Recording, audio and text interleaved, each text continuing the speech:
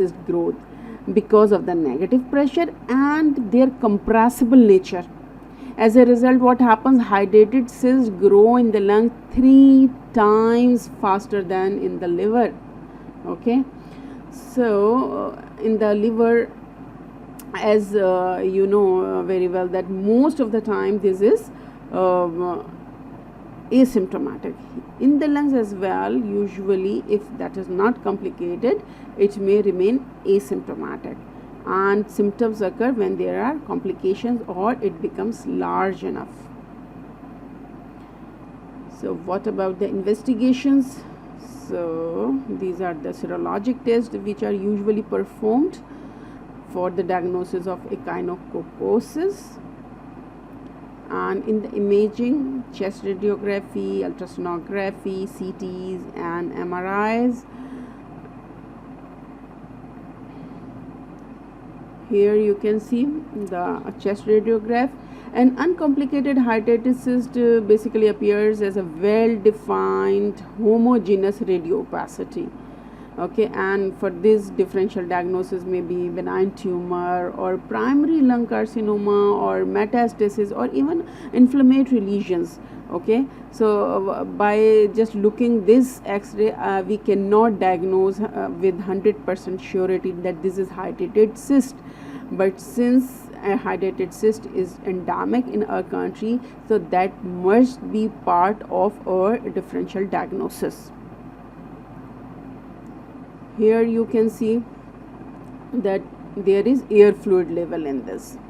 Okay, that may be because of the superimposed infection, and in this we must think of the pyogenic abscess as a differential diagnosis. And here you can see this sign. This is called as meniscus sign. This is actually a crescent shape air which is seen in the potential space between the pericyst and the ectocyst. You can see here.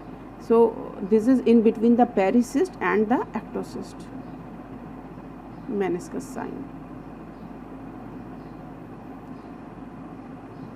There are multiple large lesions you can see here.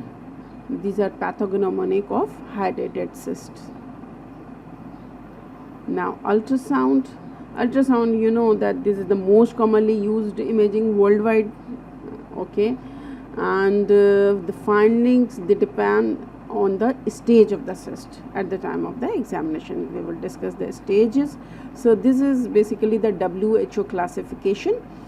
And here you can see, remember that this is a very important slide, because there may be question in which we may tell you about these things, that these are the characteristic, and now tell us what is the class of that hydatid cyst, or maybe we can ask you that whether it is active or inactive or transitional. So just pay attention to this slide.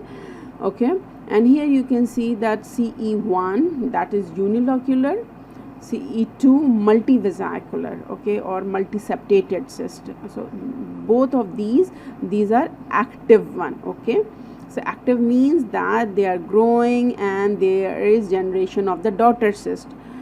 And in this, actually CE3 floating membranes, that means the membranes are now being detached, so there is some germinal ability retaining, but not that much as that of the CE1 or CE2.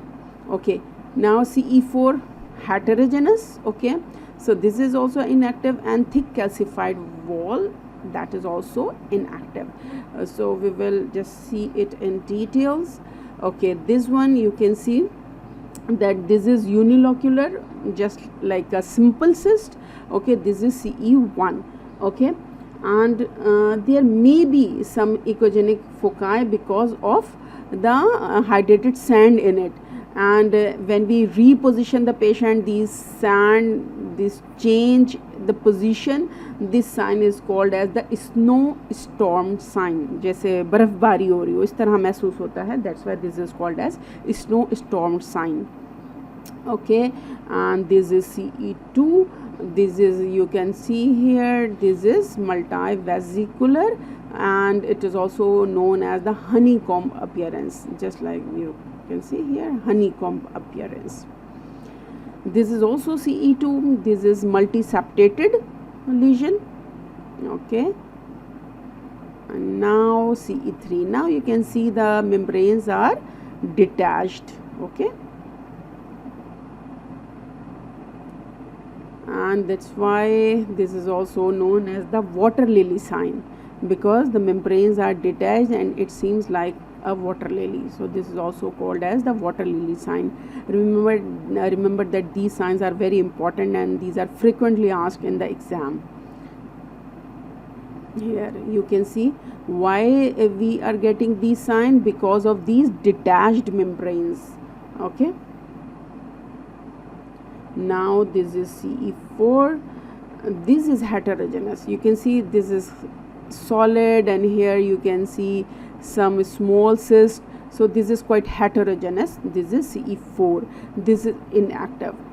And here this is CE5. You can see the calcified wall, but remember that if only the outer wall is calcified, then that does not mean that the cyst is completely dead. For declaring the cyst completely inactive, the whole wall, means all the layers of the cyst, must be calcified. Here this is a very classical picture. In this you can see 3 different types of cyst in the single patient. You can see that this is CE1, and this is CE3, and this is CE5. Okay, what about the CT scan? We have already talked about CT scan. Okay, now the management. So these are different options that we can use for managing the hydatid cyst of the liver. Okay, and there are some minimally invasive procedures, surgical excision, and remember, if we are talking about that chemotherapy with the anti-helminthic, so it does not mean that if we are going to do surgical excision that we don't need these medication. These are ultimately needed. Even if we are using minimally invasive procedure, surgical excision, whatever, we have to use these anti-helminthic agents. Okay, so these are some minimally invasive procedures, which is paired, and PPDC. Pair means we will just discuss in the next slide, but actually here D for drainage. So if we are doing pair along with a drain kept inside, then it will be called as the paired. Okay, and here you can see this is puncture, aspiration, and then injection of the scolicidal agent. Usually we are using 95% alcohol for this procedure as a scolicidal agent, and then re-aspiration. Okay, so remember that if there is communication of this cyst with the biliary tree, we should not proceed for this procedure. Why? Because then alcohol will go into the biliary tract, and there will be inflammation, and then there may be stricture.